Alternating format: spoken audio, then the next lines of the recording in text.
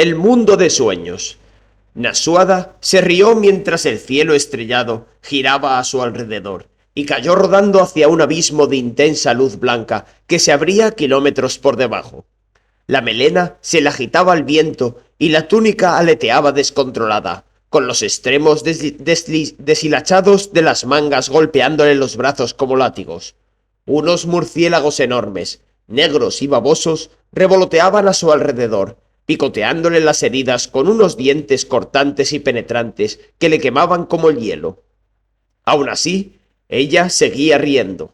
La grieta se ensanchó y la luz la engulló, cegándola por un minuto. Cuando recuperó la visión, se encontró de pie, en la sala del adivino, mirándose a sí misma, tendida sobre la losa de color ceniza y amarrada con las correas. Al lado de su cuerpo inmóvil se encontraba Galbatorix, alto, de anchas espaldas, con una sombra en el lugar que debía ocupar su rostro y una corona de fuego escarlata sobre la cabeza. El rey se volvió hacia donde ella se encontraba y le tendió una mano enfundada en un guante. Ven, Nasuada, hija de Agiaz, supera tu orgullo y júrame lealtad, y yo te daré todo lo que has deseado. Ella emitió una risita de desdén y se lanzó hacia él con las manos extendidas. Antes de que pudiera cortarle la garganta, el rey se había desvanecido en una nube de humo negro. «Lo que yo deseo es matarte», gritó ella mirando al techo. En la cámara resonó la voz de Galbatorix, como si procediera de todas direcciones a la vez. «Entonces, ahí te quedarás hasta que te des cuenta de tu error». Y Nasuada abrió los ojos. Seguía sobre la losa, con las muñecas y los tobillos encadenados. Las heridas del gusano barrenador seguían doliéndole como el primer momento. Frunció el ceño. ¿Había perdido la conciencia o simplemente había estado hablando con el rey? Era difícil saber cuándo. En un rincón de la cámara vio la punta de una gruesa planta trepadora abriéndose paso por entre los azulejos pintados, revelándolos. Junto a ella aparecieron otras plantas que empezaron a reventar los azulejos y se abrían paso por la pared desde el exterior y se extendían por el suelo, cubriéndolo como un mar de tentáculos. Al ver cómo se le acercaban, Nasuada chasqueó la lengua. ¿Esto es todo lo que se ocurre? Tengo sueños más raros que este a diario. Como en respuesta a su mofa, la losa que la sostenía se fundió en el suelo y los tentáculos se cernieron sobre ella, envolviéndole las extremidades y aferrándola con más fuerza que cualquier cadena. Los tallos se multiplicaron hasta bloquearle la visión completamente, y lo único que oía era el ruido que hacían al deslizarse unos sobre otros, un sonido de roce seco, como el de la arena al caer. El aire a su alrededor se volvió más denso y cálido, y sintió que le costaba respirar. Si no hubiera sabido que las plantas no eran más que un espejismo, podría haberse dejado llevar por el pánico, pero escupió a la oscuridad y maldijo en nombre de Galbatorix. No era la primera vez, ni sería la última, estaba segura, pero se negó a concederle el placer de saber que la había desequilibrado. Luz, rayos de sol que bañaban unas suaves colinas cubiertas de campos y viñedos. Ella estaba al borde de un pequeño patio, bajo un enrejado cargado de campanillas en flor, cuyos tallos le resultaban desagradablemente familiares. Llevaba un bonito vestido amarillo. Tenía una copa de cristal llena de vino en la mano derecha, y sentía el sabor afrutado y almizclado del vino en la lengua. Soplaba una suave brisa del oeste. El aire olía a cálido y a tierra recién arada. «Ah, ahí estás», dijo una voz a sus espaldas, y al volverse vio a Murtagh caminando hacia ella, procedente de una finca majestuosa. Al igual que ella, tenía en la mano una copa de vino. Llevaba puestas unas calzas negras y un jubón de satén marrón ribeteado con cordones dorados. Del cinto tachonado le colgaba una daga con incrustaciones de piedras preciosas. Llevaba el cabello más largo de lo que ella recordaba, y tenía un aspecto relajado y confiado que resultaba nuevo en él. Eso y la luz sobre su rostro le daban una imagen muy atractiva, incluso de nobleza. La alcanzó bajo el enrejado y le apoyó una mano en su brazo desnudo, en un gesto aparentemente involuntario e íntimo. Desde luego, mira que dejarme con Dorferros y sus interminables historias. He tardado media hora en escapar, dijo, pero se interrumpió. Se la quedó mirando más de cerca, y su expresión cambió, volviéndose de preocupación. ¿Te encuentras mal? Tienes la cara apagada. Ella abrió la boca, pero no salió ninguna palabra. No reaccionaba. Murtagh frunció el ceño. ¿Has tenido otro de tus ataques? ¿No? No, no lo sé. No recuerdo cómo he llegado hasta aquí, ni... Se calló de pronto, al ver el dolor que aparecía en los ojos de Murtagh, y que él se apresuró a ocultar. Le pasó la mano por la parte baja de la espalda mientras la rodeaba y alzaba la vista hacia el paisaje montañoso. Con un ágil movimiento, apuró su copa. Luego, en voz baja, dijo: «Sé lo confuso que es esto para ti. No es la primera vez que pasa. Pero...» respondió hondo y sacudió la cabeza ligeramente. «¿Qué es lo último que recuerdas? ¿Teirm? ¿Averon? ¿El sitio de Citri? ¿El regalo que te di aquella noche en Eoam?» Una terrible sensación de incertidumbre se apoderó de ella. «Urubaen», susurró, «la sala del adivino. Ese es mi último recuerdo». Por un instante sintió que la mano de él temblaba sobre su espalda, pero el rostro de Murtagh no reflejó ninguna reacción. «Urubaen», repitió él con voz áspera y la miró. «Nasuada. Han pasado 8 años desde Urubaen». No, pensó, no puede ser. Y sin embargo, todo lo que veía y lo que sentía parecía perfectamente real. El cabello de Murtagh agitado por el viento, el olor de los campos, el contacto del vestido contra su piel. Todo tenía el aspecto que debía tener, pero si de verdad estaba allí, ¿por qué no lo había tranquilizado Murtagh contactando con su mente como había hecho antes? ¿Se le había olvidado? Si habían pasado 8 años, quizá él hubiera olvidado la promesa que le había hecho tanto tiempo atrás, en la sala del adivino. «Yo», empezó a decir, y en aquel momento oyó a una mujer que la llamaba: «¡Mi señora!». Ella miró por encima del hombro y vio a una corpulenta doncella que se acercaba corriendo desde la finca, con el delantal blanco aleteando al viento. «¡Mi señora!», repitió la doncella, y le hizo una reverencia. «Siento molestarla, pero los niños esperaban que quisiera ver la representación que han preparado para los invitados». «Los niños», murmuró. Volvió la mirada hacia Murtagh y vio brillar sus ojos humedecidos por las lágrimas. «Sí», dijo él, «los niños. 4, todos fuertes y sanos y llenos de energía». Ella se estremeció, emocionada. No pudo evitarlo. Entonces levantó la barbilla. «Enséñame qué es lo que he olvidado. Enséñame por qué lo he olvidado». Murtagh le sonrió con una pizca de orgullo. «Con mucho gusto», dijo, y la besó en la frente. Le cogió la copa de la mano y le dio ambas a la doncella. Luego le agarró las manos con las suyas, cerró los ojos y bajó la cabeza. Un instante después sintió una presencia que presionaba contra su mente, y entonces lo supo. No era él. Nunca podría haber sido él.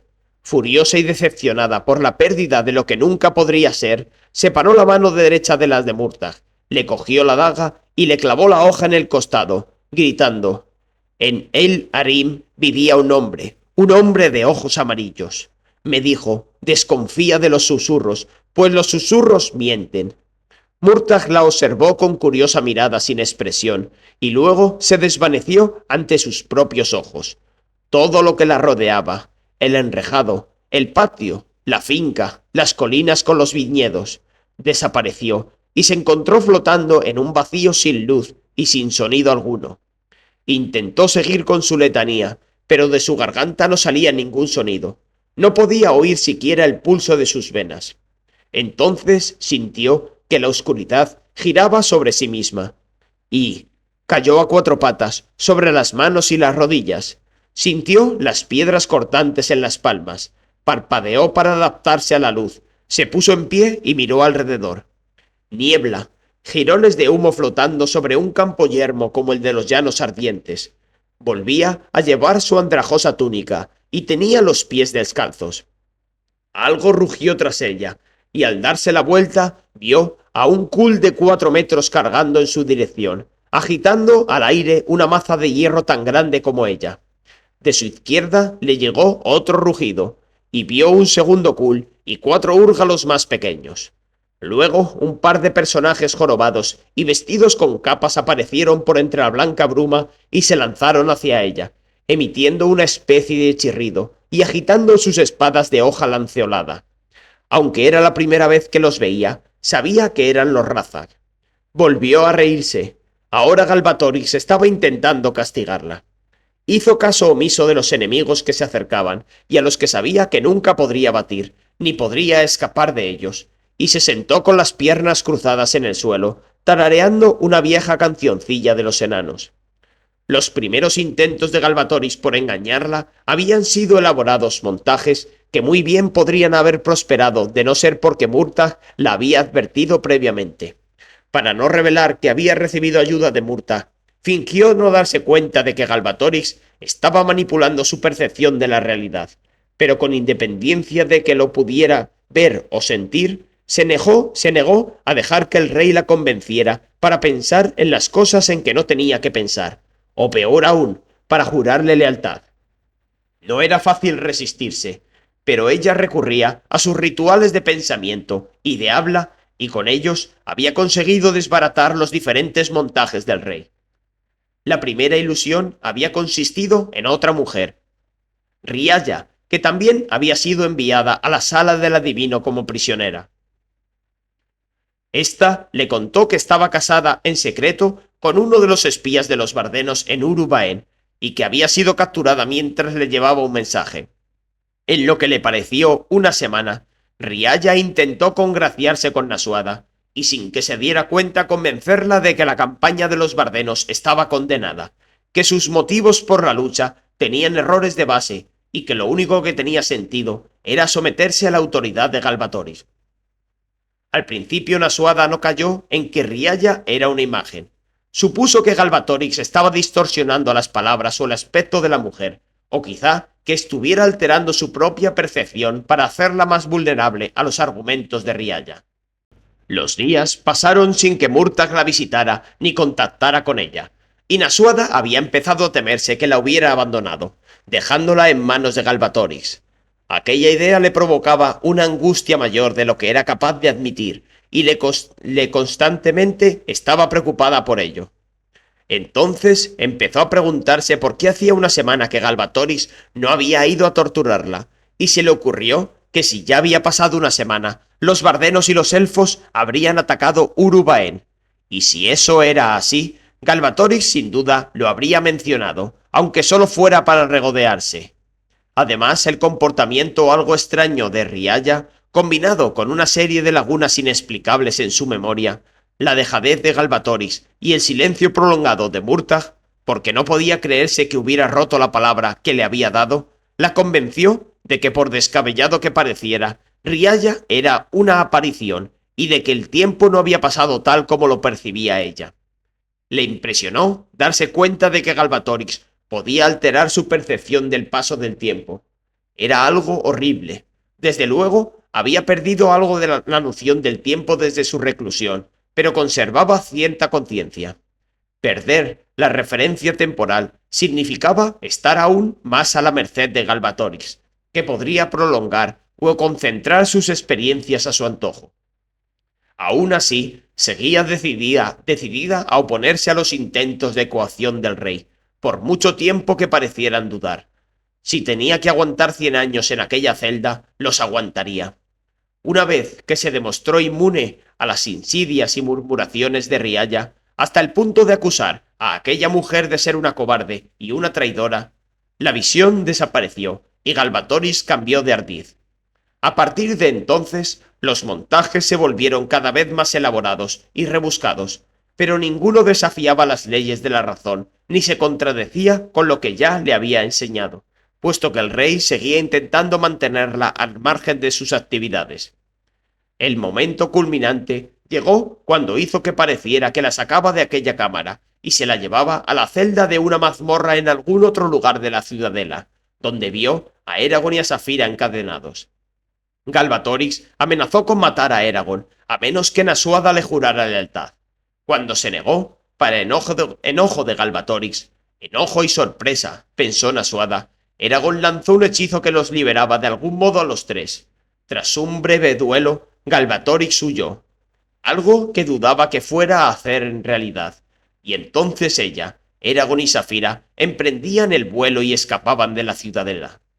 Había sido un episodio trepidante y excitante, y había sentido la tentación de esperar a ver cómo se resolvía la historia, pero le pareció que ya había participado bastante en los montajes de Galbatorix, así que se aferró a la primera irregularidad que observó, la forma de las escamas alrededor de los ojos de Saphira, y la usó como excusa para fingir su reacción al darse cuenta de que el mundo que la rodeaba no era más que un espejismo. Me prometiste que no me mentirías mientras estuviera en la sala del adivino, gritó al aire. ¿Qué es esto sino hombre sin palabra? El arranque de ira de Galbatorix al enterarse de su descubrimiento fue terrible. Nasuada oyó un rugido más propio de un dragón del tamaño de una montaña, y luego el rey abandonó todas las sutilezas, y durante el resto de la jornada la sometió a una serie de horribles tormentos. Por fin cesaron las apariciones. Murtagh contactó con ella para decirle que ya podía confiar de nuevo en sus sentidos.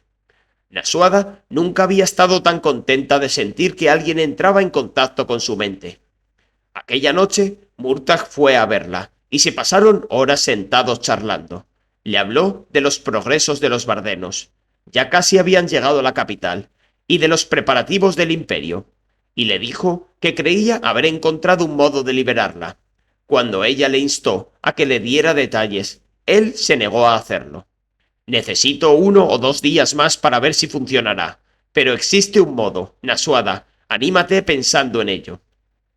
A ella lo que le animaba era la dedicación y la preocupación de Murtagh. Aunque no consiguiera escapar, le consolaba saber que no estaba sola en su cautiverio.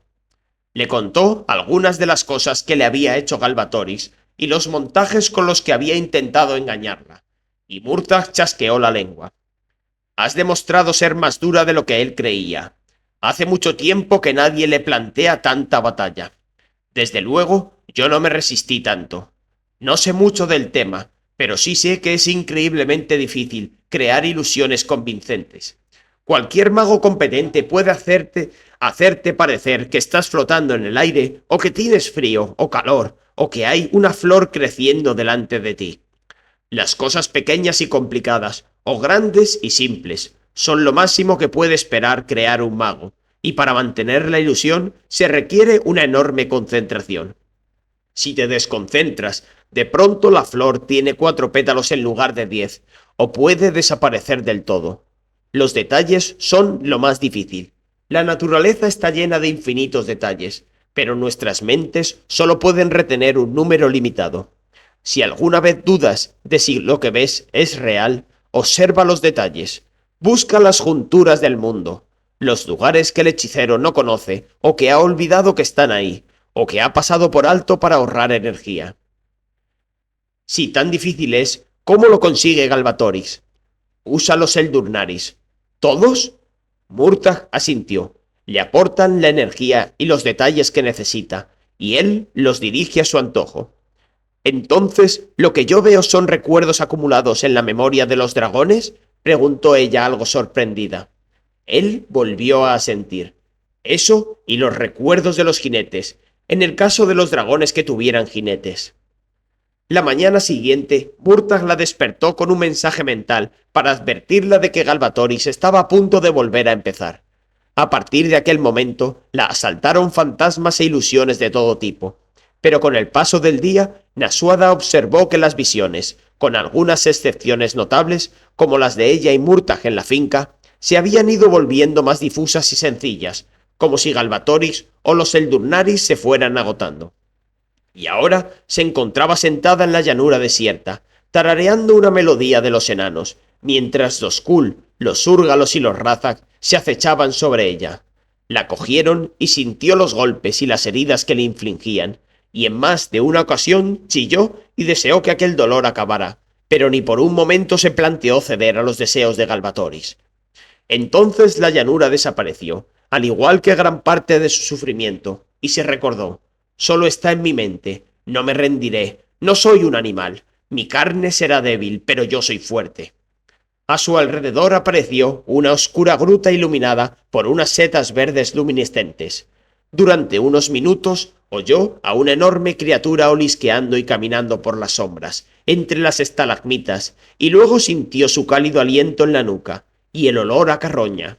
Se echó a reír de nuevo, y siguió riéndose mientras Galbatoris la obligaba a afrontar un horror tras otro en un intento por encontrar la combinación de dolor y miedo que la hicieran desmoronarse.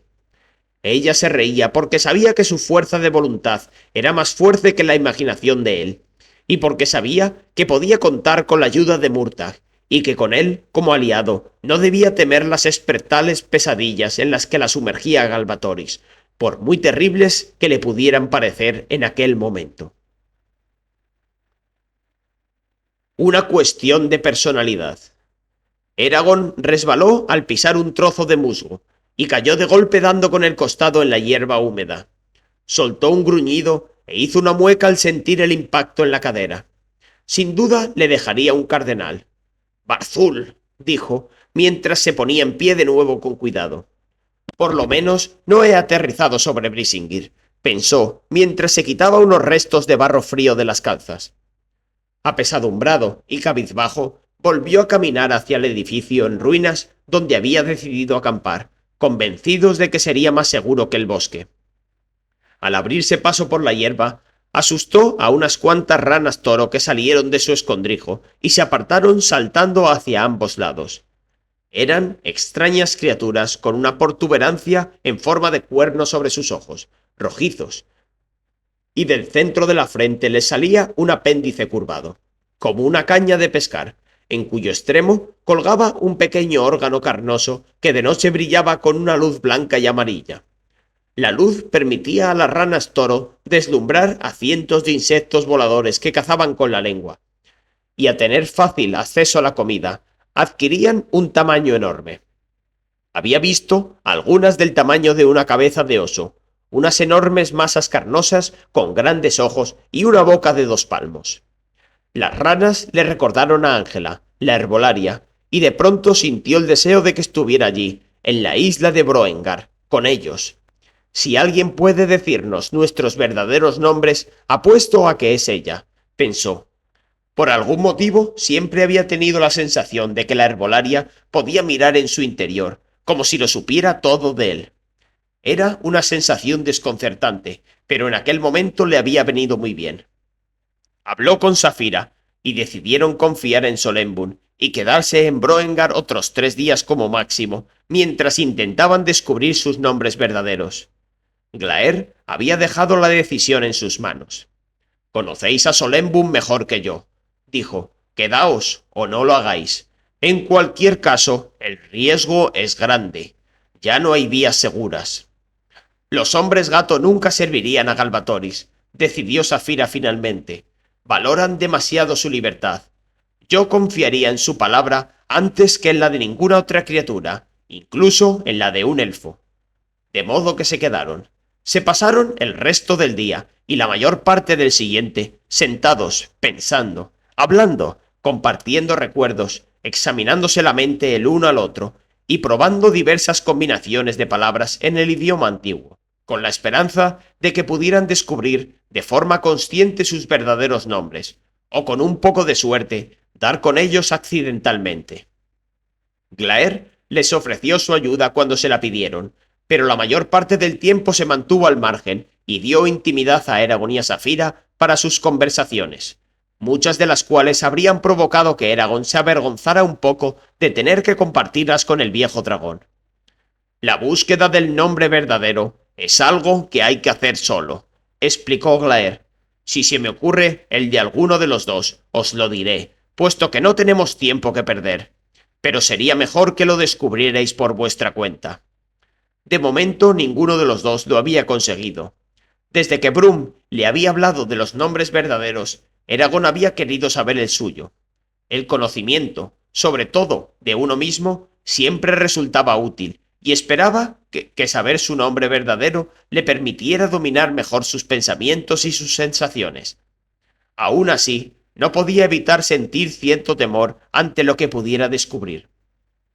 Eso suponiendo que pudiera descubrir su nombre en los días siguientes, algo de lo que no estaba completamente seguro. Esperaba conseguirlo, por el éxito de su misión, y porque no quería que fueran Glaer o Saphira quienes lo descubrieran. Si tenía que oír una palabra o una frase que revelara todo su ser, quería alcanzar ese conocimiento personalmente, en lugar de que alguien lo hiciera por él. Eragon suspiró mientras subía los cinco escalones rotos que llevaban al edificio. Aquella estructura había sido una casa nido, o eso es lo que decía Glaer, y comparada con lo que se veía en Broengar, era tan pequeña que pasaba desapercibida.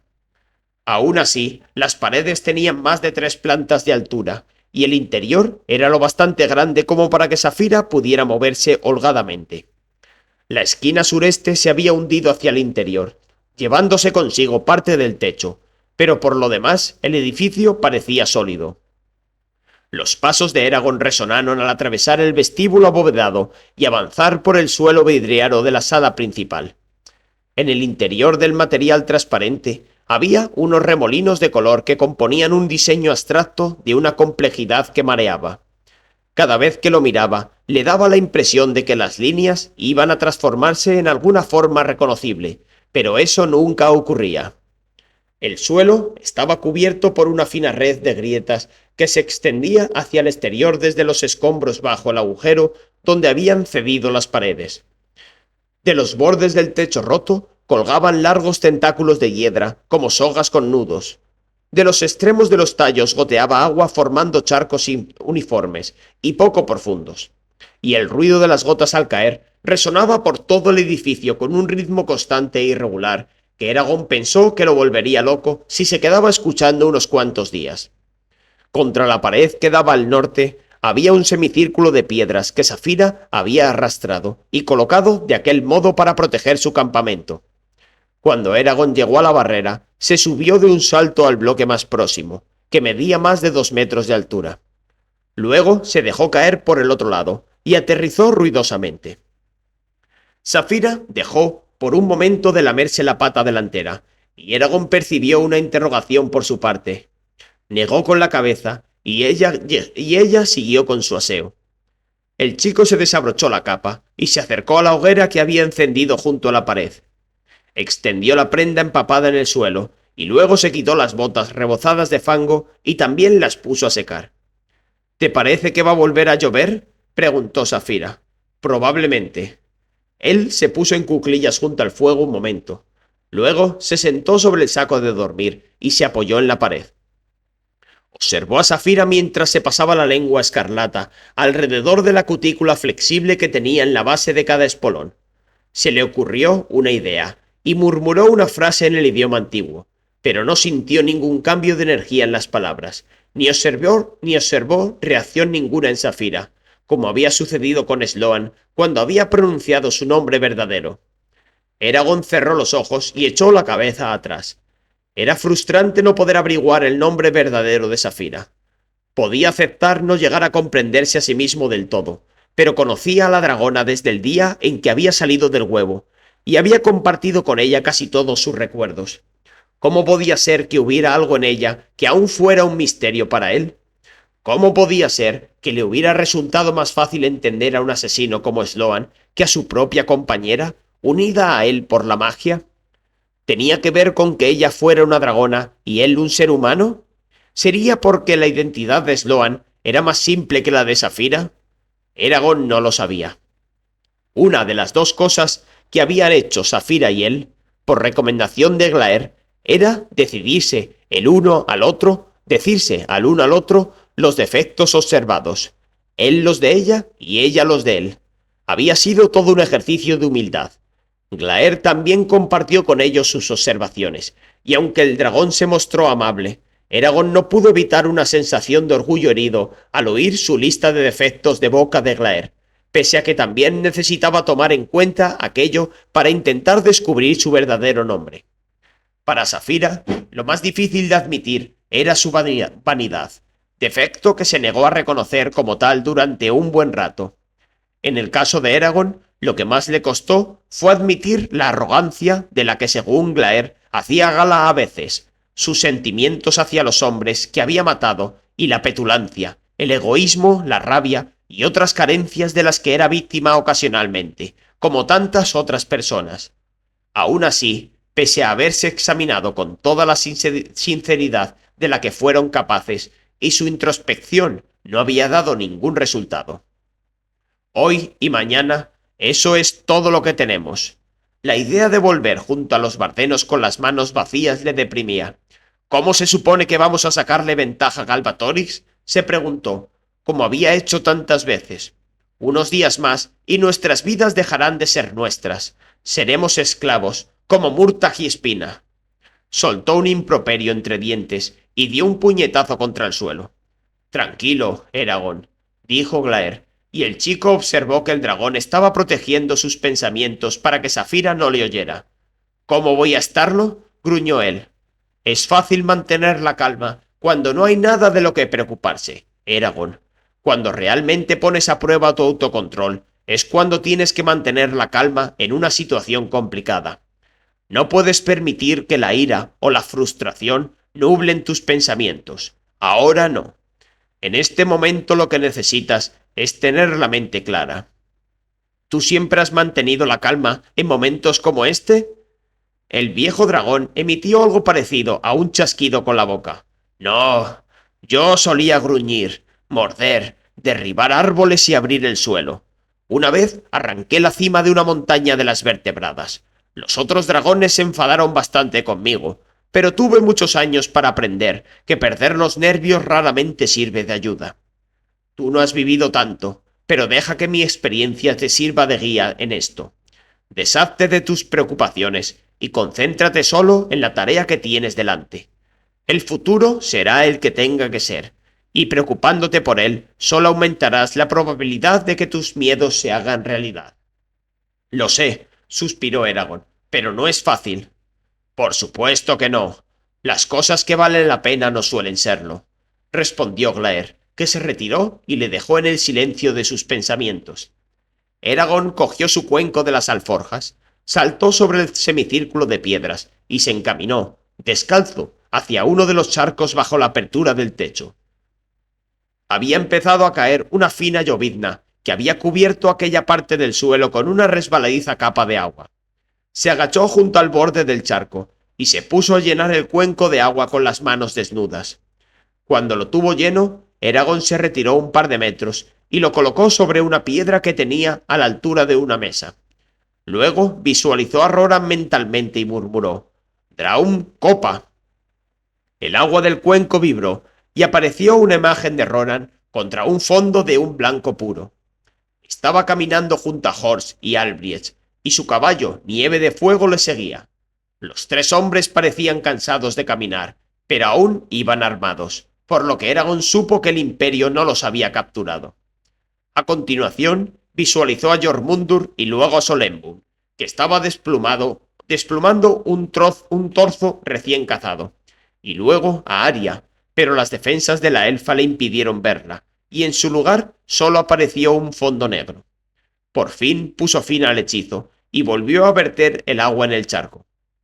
En el momento en que trepaba a la barrera que rodeaba el campamento, Saphira se estiró y bostezó, arqueándose como un gato. ¿Cómo están? Sanos y salvos, por lo que parece. Dejó caer el cuenco sobre sus alforjas, y luego se tendió en el saco de dormir. Cerró los ojos y volvió a escrutar sus recuerdos en busca de alguna pista sobre su nombre verdadero. Cada pocos minutos se le ocurría una posibilidad diferente, pero ninguna le provocaba sensaciones especiales, así que las descartó y volvió a empezar de nuevo. Todos los nombres contenían algunas constantes: el hecho de que fuera un jinete, su afecto por Saphira y Arya, su deseo de vencer a Galbatorix, sus relaciones con Roran, Garru y Brum, y la sangre que compartía con Murtagh. Pero cualquiera que fuera el orden en que colocaba aquellos elementos, el nombre no le decía nada. Era evidente que estaba pasando por alto algún aspecto crucial de sí mismo, así que empezó a elaborar nombres cada vez más largos con la esperanza de dar con el que fuera que estaba pasando por alto. Cuando los nombres empezaron a volverse tan largos que tardaba más de un minuto en pronunciarlos, se dio cuenta de que estaba perdiendo el tiempo. Tenía que revisar sus presuposiciones de partida. Estaba convencido de que su error consistía en haber pasado por alto algún defecto, o en no haberle dado suficiente importancia a algunos del que ya era consciente. Sabía que a la gente le cuesta reconocer sus propias imperfecciones, y que lo mismo le pasaría a él. De algún modo tenía que curarse de aquella ceguera mientras tuviera tiempo. Era una ceguera nacida del orgullo y del instinto de supervivencia, ya que le permitía crearse una mejor imagen de sí mismo y vivir mejor. No obstante, en aquel momento no podía permitirse aquel autoengaño. Así que pensó, y siguió pensando mientras iba pasando el día, pero sus esfuerzos resultaron infructuosos. La lluvia se hizo más intensa. A Eragon no le gustaba el repiqueteo del agua contra los charcos, porque aquel ruido uniforme hacía más difícil detectar el de los pasos de cualquier intruso. Desde su primera noche en Broengar, no había encontrado ni rastro de los extraños personajes encapuchados que había visto moviéndose por la ciudad, ni había percibido ninguna actividad mental. Aún así, mantenía la guardia, y no podía evitar la sensación de que iban a ser atacados en cualquier momento. La luz gris del día fue tornándose oscura, y una noche profunda y sin estrellas cubrió el valle. Eragon amontonó más leña sobre la hoguera. Era la única luz que tenían en la casa nido, y en proporción, aquel fuego amarillo era como una pequeña vela perdida en aquel inmenso espacio. Junto a la hoguera, el suelo vidriado reflejaba la luz de las brasas, y brillaba como una hoja de hielo, iluminando las briznas de color en su interior, que distraían a Eragon de sus cavilaciones. Eragon no cenó. Tenía hambre, pero estaba demasiado tenso como para que la comida le sentara bien, y en cualquier caso tenía la sensación de que la comida le haría pensar más despacio. La cabeza siempre le funcionaba mejor con la barriga vacía. Decidió que no volvería a comer hasta que descubriera su nombre verdadero, o hasta que tuviera que abandonar la isla. Pasaron varias horas. Hablaron poco entre ellos, aunque Eragon percibía las variaciones de humor y de pensamiento de Saphira, igual que ella notaba las suyas.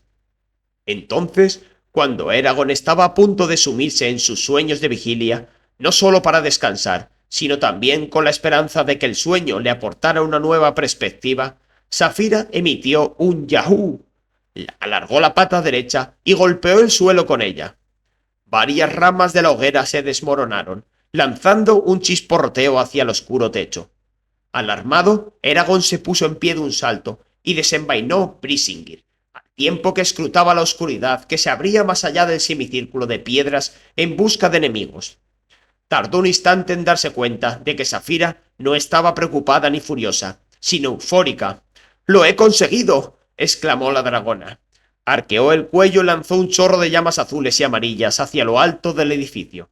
«¡Ya sé mi nombre!», dijo una frase en el idioma antiguo, y Eragon sintió que su mente reverberaba con un sonido como el de una campana, y por un momento las puntas de las escamas de Saphira brillaron con una luz interior, y por un instante la vio como si estuviera hecha de estrellas. El nombre era solemne y majestuoso, pero también tenía algo triste, porque la definía como la última hembra de su raza. En aquellas palabras, Eragon percibió el amor y la devoción que Saphira sentía por él, así como otros rasgos que componían su personalidad. La mayoría los reconoció, algunos no. Sus defectos eran tan prominentes como sus virtudes, pero la impresión general que daba era de fuego, de belleza y de grandeza. Saphira se estremeció desde la punta del morro al extremo de la cola y ahuecó las alas. «Sé quién soy», declaró. «Bien hecho, Bratuslar», dijo Glaer. Eragon notó lo impresionado que estaba. «Tienes un nombre del que sentirse orgullosa. No obstante, yo no volvería a decirlo, ni siquiera para tus adentros, hasta que estemos en la torre a la que hemos venido. Debes tener el máximo cuidado de ocultar tu nombre, ahora que lo conoces». Saphira parpadeó y volvió a agitar las alas. «Sí, maestro», respondió, visiblemente emocionada. Eragon envainó Brisingir y se acercó a Safira. Ella bajó la cabeza hasta su altura. Eragon le acarició la mandíbula y luego apoyó la frente contra su duro morro y la abrazó con toda la fuerza que pudo, sintiendo el duro contacto de las escamas contra los dedos. Unas lágrimas cálidas le bañaron el rostro. ¿Por qué lloras?, preguntó ella. Porque tengo mucha suerte de estar unido a ti. Pequeño. Hablaron un rato más, ya que Safira tenía ganas de comentar lo que había aprendido de sí misma. Eragon se mostró encantado de escuchar, pero no podía evitar sentir cierta amargura por no haber sido capaz de adivinar su nombre verdadero. Entonces Safira se acurrucó en su lado del semicírculo y se dispuso a dormir, dejando al chico cavilando a la luz mortecina de la hoguera. Glaer se mantuvo despierto y en guardia, y en alguna ocasión Eragon le hizo alguna consulta, pero la mayor parte del tiempo se mantuvo en silencio. Las horas pasaron lentamente, y él se sentía cada vez más frustrado. Se le estaba acabando el tiempo. De hecho, tendrían que haber partido en busca de los bardenos el día anterior, y por mucho que lo intentara, no se veía capaz de describirse a sí mismo tal como era. Calculó que sería casi medianoche cuando dejó de llover. Eragon se agitó nervioso, intentando decidirse. Por fin se puso en pie, demasiado tenso como para permanecer sentado. «Voy a dar un paseo», le dijo a Glaer. Esperaba que el dragón le planteara objeciones, pero en cambio Glaer le respondió: «Deja aquí tus armas». «¿Por qué?». «Encuentres lo que encuentres, tienes que afrontarlo solo. No puedes aprender de qué estás hecho si confías en que algo o alguien te ayude». Eragon pensó que aquello tenía sentido, pero aún así dudó antes de soltarse el cinto con la espada y el puñal y quitarse la cota de malla. Se puso las botas y la capa aún húmeda, y colocó las alforjas que contenían el corazón de corazones de Glaer, al lado de Safira. En el momento de dejar atrás el semicírculo de piedra, Glaer le dijo: «Haz lo que debas, pero ten cuidado». En el exterior de la casa nido, Eragon se encontró con montones de estrellas y una luz de luna que se filtraba a través de los huecos entre las nubes y le permitía orientarse mínimamente. Dio unos saltos verticales mientras se preguntaba hacia dónde ir, y luego se puso en marcha, con un trote ligero, hacia el corazón de la ciudad en ruinas. Al cabo de unos segundos afloró la frustración que sentía y echó a correr con todas sus fuerzas. Mientras escuchaba el sonido de su respiración y el ruido de sus pasos sobre los adoquines, se preguntó: ¿quién soy yo? Pero no encontró respuesta. Corrió hasta que los pulmones empezaron a fallarle, y luego siguió corriendo, y cuando ni sus pulmones ni sus piernas aguantaban más, se paró junto a una fuente cubierta de hierbas y apoyó los brazos en ella, para recobrar el aliento. A su alrededor se levantaban las siluetas de enormes edificios, moles cubiertas de sombras que recordaban una vieja cadena de montañas en ruinas. La fuente se encontraba en el centro de un enorme patio, cubierto en gran parte por fragmentos de piedra. Se irguió, separándose de la fuente, y lentamente dio media vuelta. A lo lejos oía el profundo y sonoro croar de las ranas toro, un curioso y penetrante sonido que adquiría especial intensidad cuando se unía al coro una de las ranas de mayor tamaño. Unos metros más allá, una losa de piedra agrietada le llamó la atención. Se acercó, la agarró por los bordes y de un tirón la arrancó del suelo, haciendo un gran esfuerzo con los músculos del brazo. Avanzó tambaleándose hasta el extremo del patio y dejó caer la losa más allá, en la hierba. Aterrizó con un suave pero satisfactorio ¡zum! Volvió hasta la fuente, se desabrochó la capa y la colgó del borde de la escultura. Luego fue hasta la siguiente piedra del suelo, una cuña recortada desprendida de un bloque más grande, y metió los dedos por debajo, levantándosela para echársela al hombro. Durante más de una hora se empleó a fondo para limpiar el patio. Algunas de las piedras caídas eran tan grandes que tuvo que usar la magia para moverlas, pero en la mayoría de los casos se bastó con las manos. Lo hizo de un modo metódico, avanzando y retrocediendo por el patio, y a cada resto de piedra que encontraba, fuera pequeño o grande, se paraba y lo retiraba. El esfuerzo enseguida le dejó cubierto en sudor. Se habría quitado la túnica, pero los bordes de piedra eran en muchos casos afilados y se habría cortado. Aún así, fue acumulando una serie de morados en el pecho y los hombros, y se arañó las manos bastantes veces. El esfuerzo le ayudó a calmarse, y como requería poca concentración, le permitió seguir pensando en lo que era y lo que podía ser.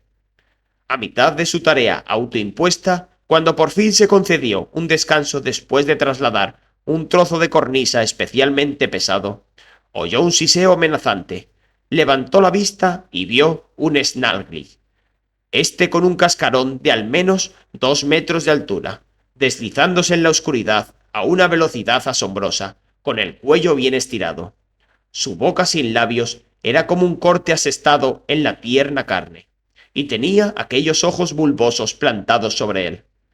A la luz de la luna, la carne del Snargly brillaba como plata, igual que el rastro de babas que dejaba tras de sí. «Leta», dijo Eragon, poniéndose derecho y sacudiéndose unas gotas de sangre de las magulladuras manos. «Ono at neai tera eon verum eda, oh Snargly». Al pronunciar su advertencia, el caracol frenó su avance y echó los ojos atrás. Cuando estaba a unos metros, se detuvo del todo, volvió a sisear y giró a la izquierda, rodeando a Eragon. «Oh, no, no hagas eso», murmuró, girándose él también, y echó una mirada por encima del hombro para asegurarse de que no se le acercaba ningún otro Snarky por detrás. El caracol gigante parecía darse cuenta de que ya no podría pillarle por sorpresa, así que se detuvo y se quedó siseando y agitando los ojos. «Suenas como una tetera olvidada en el fogón», le dijo Eragon. Los ojos del caracol se balancearon aún más rápido, y entonces cargó contra él, agitando los extremos de su grueso vientre. El chico esperó hasta el último momento, se echó a un lado y dejó que el Snargly pasara de largo. «No eres muy listo, ¿verdad?», se mofó, dándole una palmadita en el cascarón al pasar. Se apartó con un paso de baile y empezó a burlarse de la criatura en el idioma antiguo, usando todo tipo de nombres insultantes. El caracol parecía rebufar de rabia. Tenía el cuello hinchado y abría la boca cada vez más, escupiendo baba al tiempo que siseaba. Una y otra vez cargó contra Eragon, y en cada ocasión él se apartaba de un salto. Al final, el Snargly se cansó del juego. Se retiró unos 5 metros y se quedó mirándolo con sus ojos como puños. «¿Cómo consigues cazar algo con lo lento que eres?», le preguntó Eragon en tono burlón, y le sacó la lengua. El Snargly volvió a sisear, pero esta vez dio media vuelta y se sumió en la oscuridad. Eragon esperó unos minutos para asegurarse de que se había ido antes de volver a sus piedras.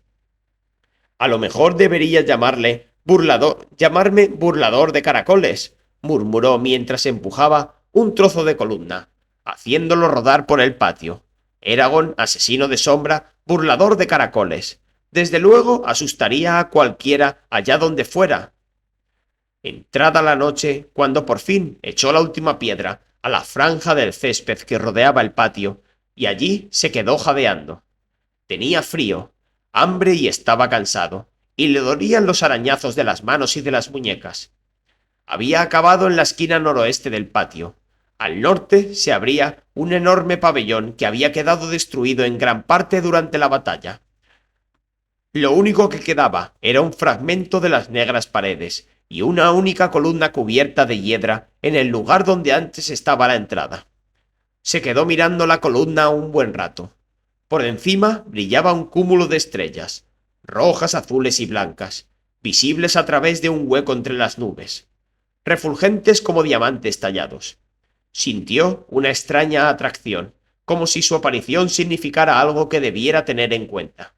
Sin pensárselo 2 veces, caminó hasta la base de la columna, abriéndose paso por entre los montones de escombros. Levantó las manos todo lo que pudo y se agarró a la hiedra por un tallo grueso con su antebrazo, y cubierto por miles de pelillos. Tiró de la enredadera, aguantó el envite, así que dio un salto y empezó a trepar, primero una mano y luego la otra. Fue escalando la columna, que debía tener unos 100 metros de altura, pero le parecía más alta a medida que iba alejándose del suelo. Sabía que aquello era una insensatez, pero se sentía insensato. A media ascensión, Los tallos más pequeños de la planta empezaron a separarse de la piedra al cargarlos con su peso. A partir de aquel momento, tuvo la precaución de agarrarse solo al tallo principal y a algunas de las ramas laterales más gruesas. Cuando llegó arriba, las fuerzas casi le habían abandonado. El capitel de la columna aún estaba intacto. Formaba una superficie cuadrada y plana lo suficientemente grande como para sentarse, y aún le sobraban casi 2 palmos por cada lado. Agotado por el esfuerzo, Eragon cruzó las piernas y apoyó las manos en las rodillas con las palmas hacia arriba, sintiendo el alivio que le proporcionaba el contacto del aire sobre la piel desgarrada. A sus pies se extendía la ciudad en ruinas. Un laberinto de estructuras fragmentadas en muchas de las cuales resonaban extraños lamentos ancestrales. En algunos lugares, donde había charcas, veía las tenues luces de las ranas toro, como farolillos vistos desde lejos. Ranas farolillo, pensó de pronto en el idioma antiguo. Así es como se llaman, ranas farolillo. Y supo que estaba en lo cierto, porque las palabras encajaban como una llave en una cerradura. Entonces posó la mirada en el cúmulo de nubes que le habían impulsado a trepar. Respiró más despacio y se concentró en mantener un flujo continuo y regular de aire en los pulmones. El frío, el hambre y los temblores que le producía la fatiga le otorgaron una peculiar sensación de clarividencia. Le parecía flotar por encima de su cuerpo, como si el vínculo entre su conciencia y su cuerpo se hubiera atenuado, y le invadió una sensación de conciencia extrema con respecto a la ciudad y a la isla entera. De pronto se volvió extraordinariamente sensible a los movimientos del viento y a cualquier sonido u olor que llegara a lo alto de la columna. Allí sentado pensó en más nombres, y aunque ninguno le describía del todo, sus fracasos no le desanimaron, porque sentía la mente demasiado despejada como para que cualquier revés perturbara su ecuanimidad. ¿Cómo puedo incluir todo lo que soy en solo unas palabras?, se preguntó y siguió planteándose la cuestión mientras las estrellas seguían su viaje por el firmamento. 3 sombras informes sobrevolaron la ciudad, como pequeñas ondulaciones del aire, y aterrizaron sobre el tejado del edificio que tenía a la izquierda. Luego, las oscuras siluetas en forma de búho extendieron sus penachos empulmados y se le quedaron mirando con unos ojos luminosos que no inspiraban nada bueno. Los sombras parlotearon en voz baja unas con otras, y 2 de ellas se rascaron las alas vacías con unas garras que no tenían volumen. La tercera sostenía los restos de una rana toro entre sus espolones del color del ébano. Eragon observó a las amenazantes aves unos minutos, y ellas le miraron a él. Luego emprendieron el vuelo y desaparecieron como espectros, hacia el oeste, silenciosas como una pluma al caer. Cerca del amanecer, cuando Eragon vio el lucero del alba entre 2 cumbres al este, se preguntó: ¿qué es lo que quiero? Hasta entonces no se había molestado en plantearse tal cuestión. Quería derrocar a Galbatorix, por supuesto, pero si lo conseguía, ¿qué? Desde que había salido del valle de Palancar, había pensado que un día Saphira y él volverían para vivir cerca de las montañas que tanto amaba. No obstante, al plantearse esa posibilidad, poco a poco reconoció que ya no le atraía. Había crecido en el valle de Palancar, y siempre lo consideraría su casa, pero ¿qué les quedaba allí a Saphira y a él? Carvajal estaba arrasado, y aunque los lugareños lo reconstruyeran algún día, el pueblo nunca sería el mismo. Además, la mayoría de los amigos que habían hecho Saphira y él mismo vivían en otros lugares, y los 2 tenían compromisos con las diversas razas de Alagaesia, compromisos que no podían pasar por alto. Y después de todo lo que habían hecho y todo lo que habían visto, no podía imaginarse que ninguno de los 2 pudiera contentarse con vivir en un lugar tan sencillo y aislado, porque el cielo es infinito y el mundo es redondo. Y aunque volvieran, ¿qué harían? ¿Criar vacas y cultivar trigo? Él no tenía ningún deseo de ganarse la vida cultivando la tierra, como había hecho su familia durante su infancia. Saphira y él eran dragona y jinete. Su condena y su destino era volar en primera línea de la historia, no sentarse ante el hogar y volverse gordos y perezosos. Por otra parte estaba Arya. Si Saphira y él vivieran en el valle de Palancar, rara vez la vería, si es que la veía en alguna ocasión. No, dijo Eragon, y aquella palabra fue como un martillazo en el silencio. No quiero volver. Un cosquilleo frío le recorrió la columna. Hacía tiempo que sabía que había cambiado desde que se había puesto en marcha con Brum y Safira, siguiendo el rastro de los Razak, pero se había aferrado a la convicción de que en el fondo seguía siendo la misma persona. Ahora comprendía que ya no era cierto. Aquel chico del primer día, que al fin había puesto el pie fuera del valle de Palancar, ya no existía. Eragon no se le parecía, no actuaba como él, y ya no quería las mismas cosas de la vida. Aspiró profundamente y luego liberó el aire en un largo suspiro estremecedor, al tiempo que la verdad tomaba cuerpo en su interior. Ya no soy quien era, dijo, y al hacerlo en voz alta, aquel pensamiento parecía adquirir peso. Entonces, mientras los primeros rayos del amanecer iluminaban el cielo al este de la antigua isla de Broengar, donde habían vivido hace años muchos jinetes y dragones, pensó en un nombre en el que no había pensado antes, y al hacerlo le invadió una sensación de certeza. Dijo el nombre, se lo susurró mentalmente, y sintió que todo su cuerpo vibraba de golpe, como si Safira le hubiera dado un golpe en la columna que lo sostenía. Y entonces cogió aire con fuerza, y se dio cuenta de que estaba riendo y llorando a la vez. Riendo por haberlo conseguido, y por la alegría desbocada que le producía el conocerse por fin. Y llorando porque todos sus fracasos, todos los errores que había cometido, ahora resultaban evidentes, y porque ya no podría engañarse como consuelo. No soy el que era, susurró agarrándose a los bordes de la columna, pero sé quién soy. El nombre, su nombre verdadero, era menos majestuoso y más sencillo de lo que le habría gustado, y se odió por ello, pero era admirable por su contenido. Y cuanto más pensaba en él, más aceptaba la verdadera naturaleza de su ser. No era la mejor persona del mundo, pero tampoco era la peor. Y no me rendiré, gruñó. Se congratuló de que su identidad no fuera inmutable. Podía mejorar si lo deseaba, y justo en aquel momento se juró que en el futuro sería mejor, por duro que fuera. Aún riendo y llorando a la vez, levantó la cara hacia el cielo y extendió los brazos a ambos lados. Con el tiempo, las lágrimas y las risas desaparecieron, y su lugar lo ocupó una profunda calma aderezada con un punto de felicidad y resignación. A pesar de la recomendación de Glaer, volvió a susurrar su nombre verdadero, y de nuevo la fuerza de aquellas palabras le hizo temblar de pies a cabeza. Con los brazos abiertos, se puso en pie sobre la columna, y luego se dejó caer hacia adelante, de cabeza hacia el suelo. Justo antes de estrellarse, dijo «Beot», y frenó. Dio una vuelta sobre sí mismo y aterrizó sobre los escombros con la misma delicadeza como si bajara de un carruaje. Regresó a la fuente del centro del patio y recuperó la capa.